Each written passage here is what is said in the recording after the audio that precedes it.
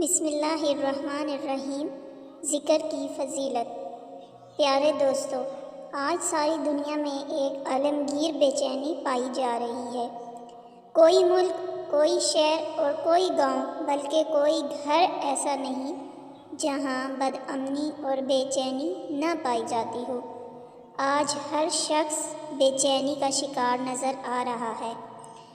نادان انسان شراب و رباب کی محفلوں، سینما گھروں کی گیلریوں، ڈرامہ گاہوں، فحش و عریانی سے مرصع نائٹ کلبوں اور جنسی اور رومانوی ناولوں کے مطالعہ میں سکون کی تلاش میں سرگرداں ہے۔ آخر سکون کہاں ملے گا؟ آئیے قرآن سے سوال کرتے ہیں۔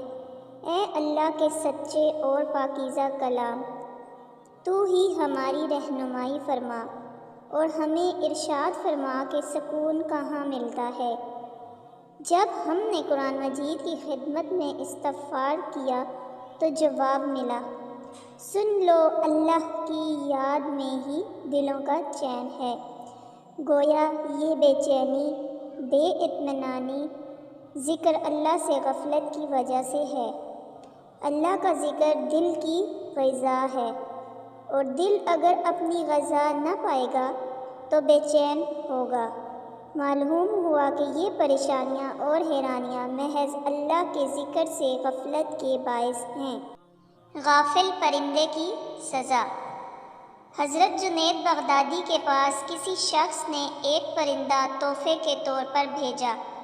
آپ نے قبول فرما کر اسے پنجرے میں بند کر دیا اور کچھ مدت اپنے پاس رکھ کر ایک دن اسے آزاد کر دیا۔ لوگوں نے پوچھا، حضرت آپ نے اسے آزاد کیوں کر دیا؟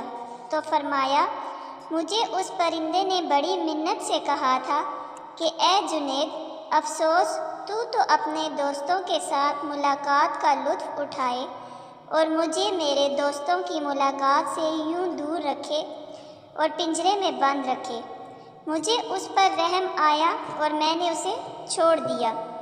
اڑتے وقت وہ کہنے لگا کہ پرندہ یا جانور جب تک ذکر اللہ میں مصروف رہتا ہے آزاد رہتا ہے، اور جہاں اس پر غفلت طاری ہوئی قید میں مبتلا ہو جاتا ہے۔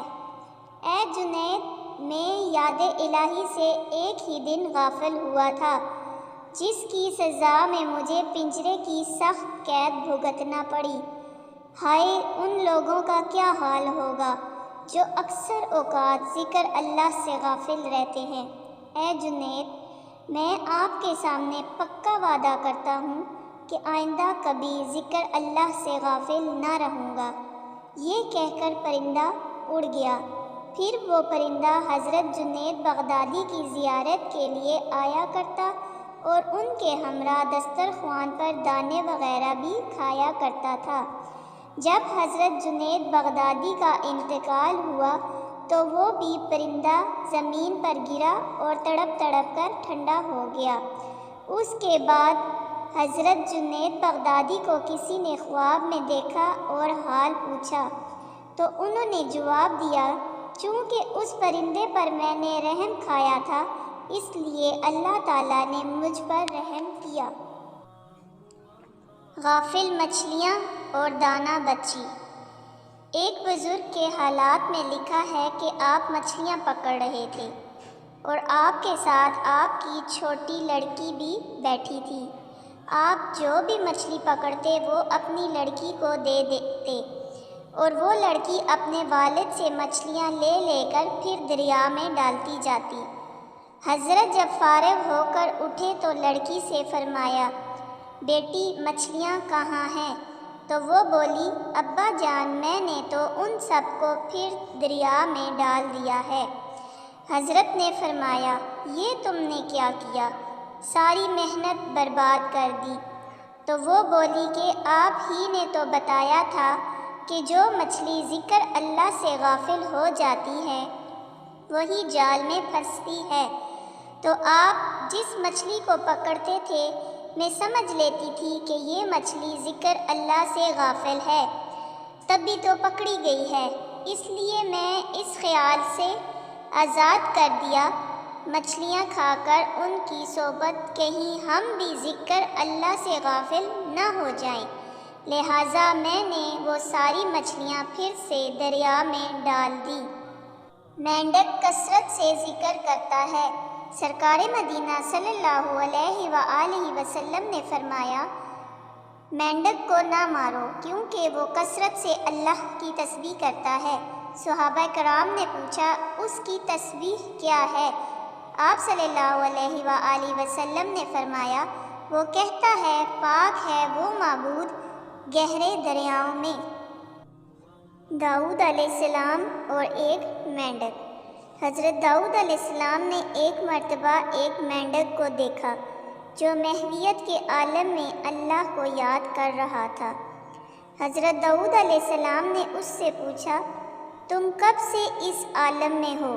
وہ بولا، اے اللہ کے نبی، میں متواتر 70 سال سے اسی عالم میں ذکر اللہ میں ہوں اور اس عرصہ میں کبھی بھی اس کی یاد سے غافل نہ ہوا، اور اب پورے 10 روز سے میں نے صرف 2 مقدس کلموں میں محویت کی وجہ سے کوئی چیز نہیں کھائی۔ حضرت داؤد نے پوچھا، وہ 2 کلمے کون سے ہیں؟ وہ بولا، اے ہر زبان میں پاکی بیان کیے گئے اور ہر مقام میں ذکر کیے گئے۔ ہر چیز تسبیح کرتی ہے۔ پیارے دوستو، یاد رکھیے کہ دنیا کی ہر چیز اللہ کی تسبیح بیان کرتی ہے، یعنی اور کوئی چیز نہیں جو اسے سراہتی ہوئی اس کی پاکی نہ بولے۔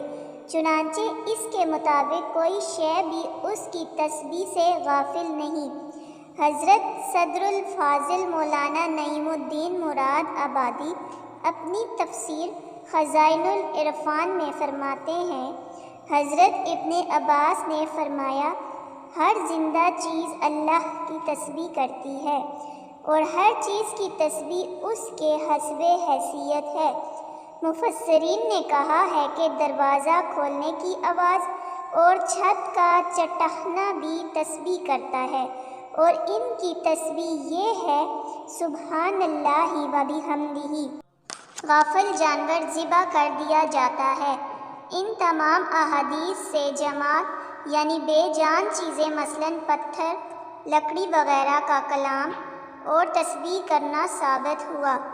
شجر و حجر، جمادات، حیوانات سبھی اس کی یاد میں مشغول ہیں، اور جو غافل ہوا اس نے نقصان اٹھایا۔